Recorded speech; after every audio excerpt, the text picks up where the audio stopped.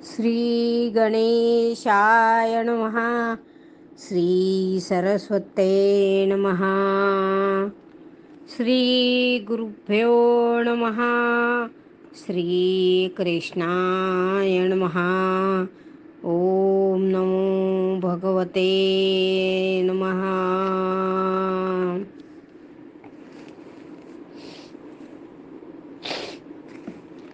राजा पंडू आपल्या 2 भार्या म्हणजे कुंती आणि माद्रीसह आणि 5 पुत्रांसह सुखाने कालक्रमणा करत होता. एके दिवशी तो माद्रीसह वनात हिंडत होता. तेथे पशुपक्ष्यांचे क्रीडा कौतुक पाहून तो कामातूर झाला. माद्री त्याला नको नको म्हणत असतानाही त्याने तिच्याशी सहवास केला. पण त्याला कर्दम ऋषीचा शाप होता. कारण त्यानं हरणाच्या रूपात असलेले कर्दम ऋषी त्यांनी शाप दिला होता त्याला की तूही असाच मरशील म्हणून. आणि इतका भयंकर शाप होता, पंडू तत्क्षणी गतप्राण झाला. माद्री रडू लागली. तिने कुंतीला सर्व प्रकार सांगितला. आपल्या पतीला मरण आले याचे माद्रीला मनस्वी दुःख झाले. नकुल आणि सहदेव यांना कुंतीच्या स्वाधीन करून तिनेही प्राणत्याग केला. मग ऋषीजनांनी कुंतीचे सांत्वन केले. पंडू आणि माद्री यांची प्रेते रसायनांनी सुरक्षित करून 70 दिवसांनी ते सर्वजण हस्तिनापुरामध्ये आले. पंडू आणि माद्रीच्या निधन वृत्ताने हस्तिनापुरावर शोककळा पसरली. ऋषींनी भीष्मादिकांना पंडू आणि माद्रिकांचे उत्तरीय कार्य करून कुंती व पांडवाचे पालनपोषण करण्यास सांगितले. भीष्म, विदुर, धृतराष्ट्र व पांडवाचे पालनपोषण सर्व राजस्त्रियांनी कुंतीचे सांत्वन केले. कुंती पांडवांसह हस्तिनापुरामध्ये राहू लागली. भीष्म, धृतराष्ट्र आणि विदुर यांच्याकडे जातीने लक्ष देऊ लागले. एके दिवशी व्यासांनी सत्यवतीची भेट घेतली व म्हणाले सत्यवतीला, माते, पांडव हस्तिनापुरात आले आहेत. धृतराष्ट्राची मुले त्यांचा द्वेष करतील. दुर्योधन कुळाच्या नाशास कारणीभूत होईल. सुख, शांती, समाधान नाहीसे होईल आणि पुढील अनर्थ महाअनर्थ होईल. हे तुला पाहणार नाही आणि तुला सहन पण होणार नाही. तेव्हा तू वेळी सावध हो. हा मोहत्याग सोडून तू माझ्याबरोबर चल, असं सत्यवतीला व्यास म्हणाले. तेव्हा सत्यवती अंबिका व अंबालिका यांना बरोबर घेऊन बद्रिकाश्रम गाठले. तेथे व्यासांच्या मार्गदर्शनानुसार तिघींनी तपश्चर्या केली आणि गंगेमध्ये देह समर्पित करून त्या मोक्ष पदवीस प्राप्त झाल्या. मग कौरव आणि पांडव हस्तिनापुरात एकत्र वाढत होते. धृतराष्ट्राने त्यांचे मौंजी बंधन केले. त्यांच्या शिक्षणाची व्यवस्था केली. पांडवामध्ये भीमसेन फारच बलवान आणि दांडगा होता.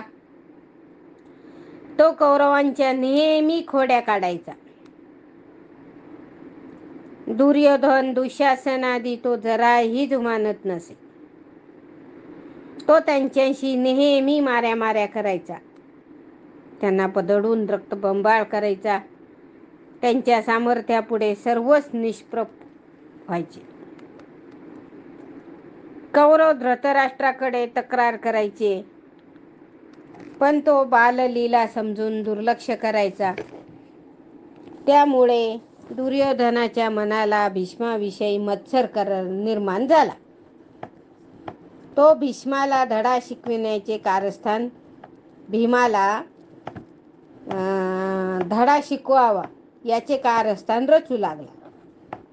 आणि दुःशासन व कर्ण व गांधारीचा भाऊ शकुनी हेही त्यामध्ये सामील झाले.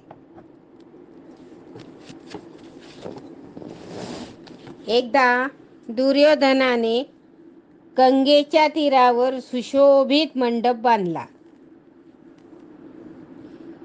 त्याने पांडवांना जलक्रीडा व वनभोजनासाठी आपल्या बरोबर येण्याचे आमंत्रण दिले. आपल्या बंधूंना घेऊन धर्म खेळण्यासाठी गेला. दुर्योधनाने खाण्यापिण्याची चोख व्यवस्था केली होती.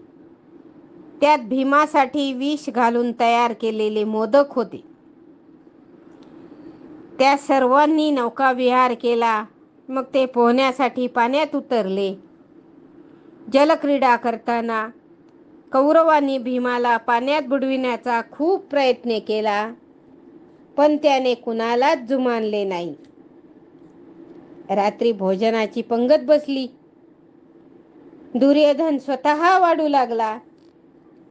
त्याने चलाखीने विष घातलेले मोदक भीमाला खाऊ घातले. गप्पा गोष्टी करीत मंडपातच झोपी गेले. मध्यरात्रीच्या सुमारास विषाच्या प्रभावाने भीम मेल्यासारखा पडला. दुर्योधन, दुःशासन, कर्ण, शकुनी जागेच होते. त्यांनी भीमाला वेलींनी घट्ट बांधले. त्याच्या गळ्याला मोठा दगड अडकवला आणि गंगेच्या मध्यप्रवाहात सोडून दिले आणि ते गुपचूप मंडपामध्ये येऊन झोपले. गंगेत बुडालेला भीम वाहत समुद्रात गेला. सर्पांनी त्याला पाताळात ओढत नेले. तेथील सर्पांनी त्याच्या अंगातील विष शोषून घेतले. त्यामुळे तो सावध झाला. त्याने जोर लावून बांधलेल्या वेली तोडल्या.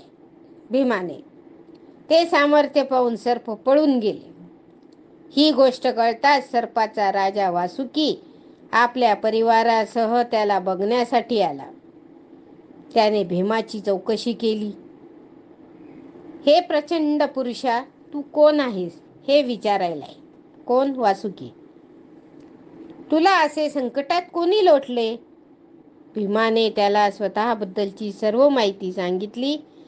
तेव्हा तो पंडूराजाचा पुत्र आणि श्रीकृष्णाचा जिवलग सखा असल्याचे कळताच वासुकीला खूप आनंद झाला आणि त्याने भीमाला ग्रहाने आपल्या प्रसादामध्ये नेले आणि त्याचे उत्तम आदरातिथ्य केले. त्याला अमृताने भरलेला 8 कुंडापाशी नेले आणि विषप्रयोगाने भीम खूपच अशक्त झाला होता. त्याने 8ही कुंडातील अमृत पिऊन टाकले. त्यामुळे त्याला शतपट सामर्थ्य प्राप्त झाले. वासुकीने आपल्या शयन कक्षात निजवले. इकडे दुसऱ्या दिवशी सकाळी सर्वांना जाग आली. भीम दिसला नाही म्हणून युधिष्ठिराला चिंता वाटू लागली. त्याने दुर्योधनाकडे चौकशी केली आणि त्याने त्याच्याबद्दल काहीच माहीत नसल्याचे सांगितले.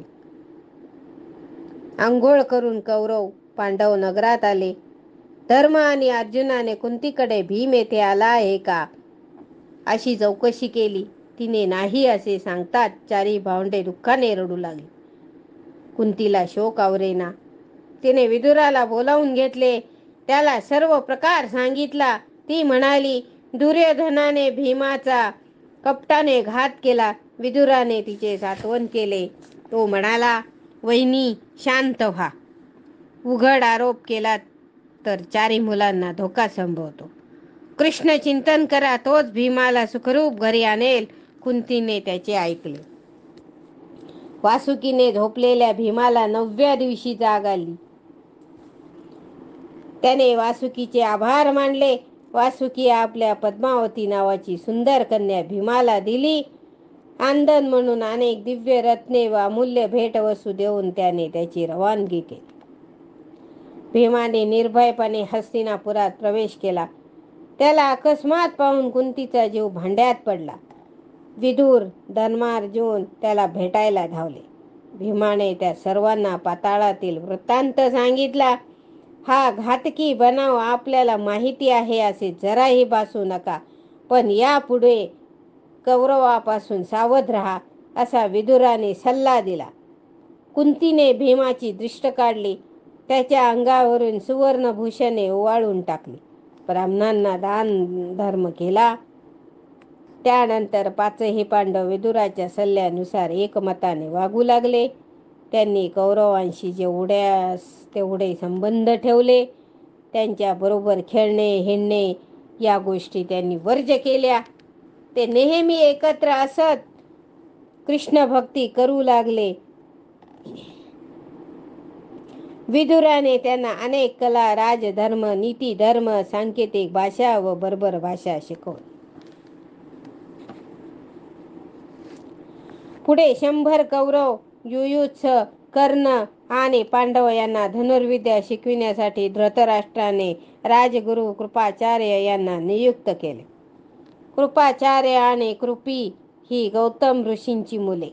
गौतम ऋषी ब्राह्मण असूनही स्वसंरक्षणासाठी धनुष्यबाण बाळगीत असत.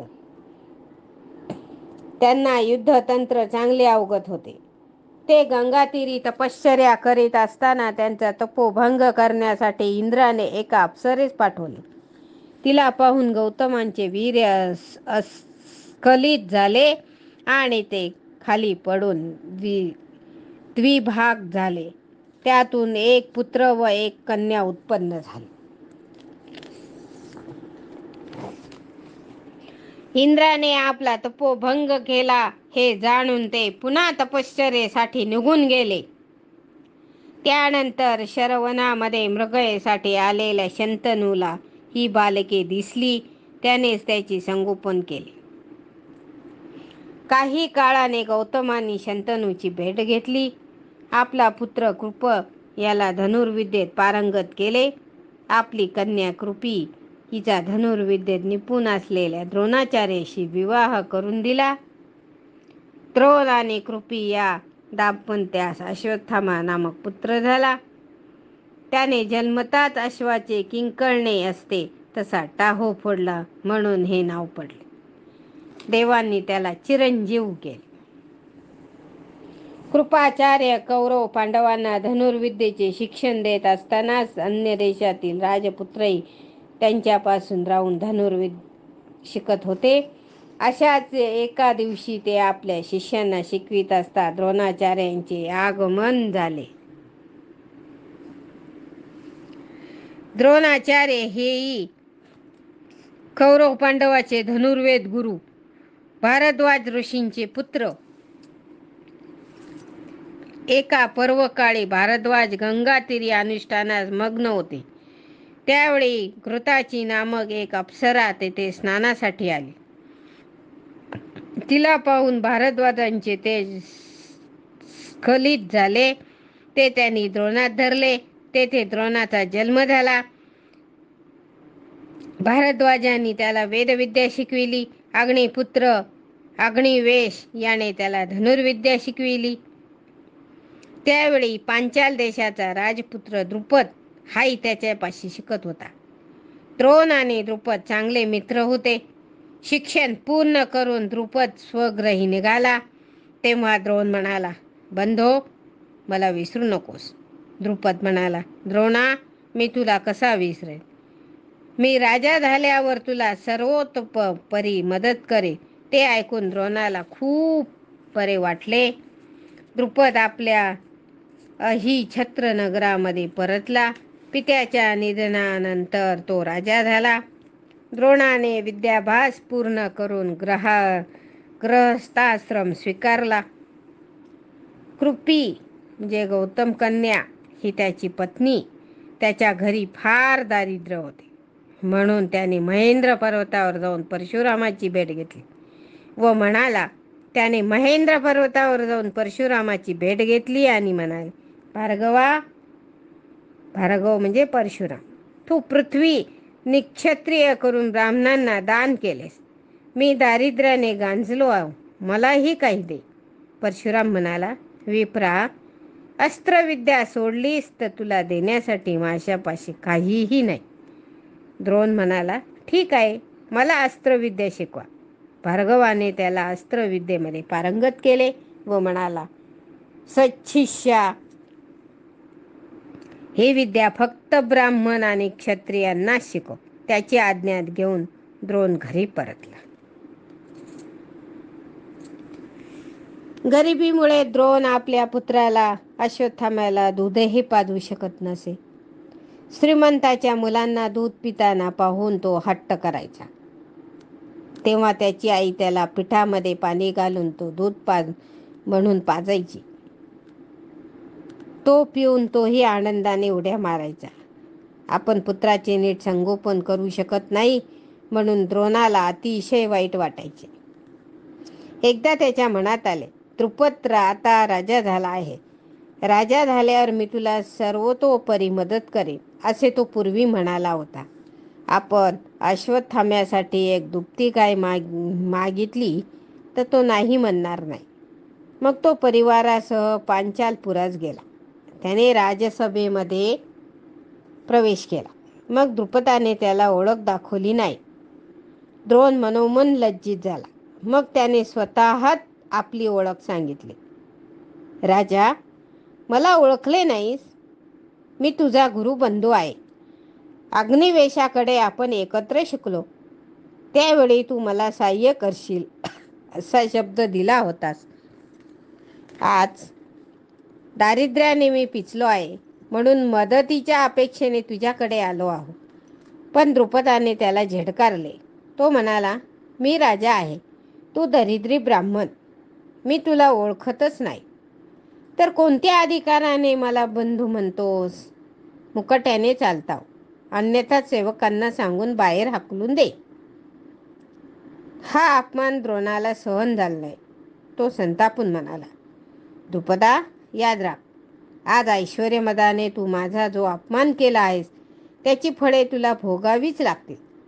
मी माझ्या शिष्याकडून तुझा पराभव करून तुला बांधून देईन, तरच नावाचा द्रोणाचार्य.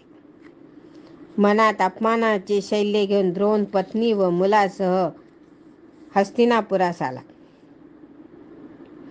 कृपाचार्याकडे गुप्त राहू लागला. पण मेहुण्यावर किती दिवस विसंबून राहणार? चरितार्थासाठी काहीतरी साधक आवश्यक होते. तो धृतराष्ट्र व भीष्माची भेट घेण्याचा प्रयत्न करीत होता. लवकरच ती संधी आली. एके दिवशी राजवाड्यातील सर्व मुले नगराबाहेर मैदानात खेळत होती. द्रोण दुरूनच त्यांचा खेळ पाहत होते. खेळताना विटी उंच उडून एका खोल अंधाऱ्या विहिरीत पडली. मुले त्या विहिरीतच डोकावून पाहू लागली. तेव्हा युधिष्ठिरांची अंगठीही बोटातून गळून आत पडली. द्रोणांनी ते पाहिले. मुलांना उद्देशून म्हणाले, राजपुत्रांनो, हरवलेली वस्तू कशी प्राप्त करावी ही विद्या तुम्हाला कोणी शिकवलेली दिसत नाही. थांबा, मी तुमच्या वस्तू काढून देतो.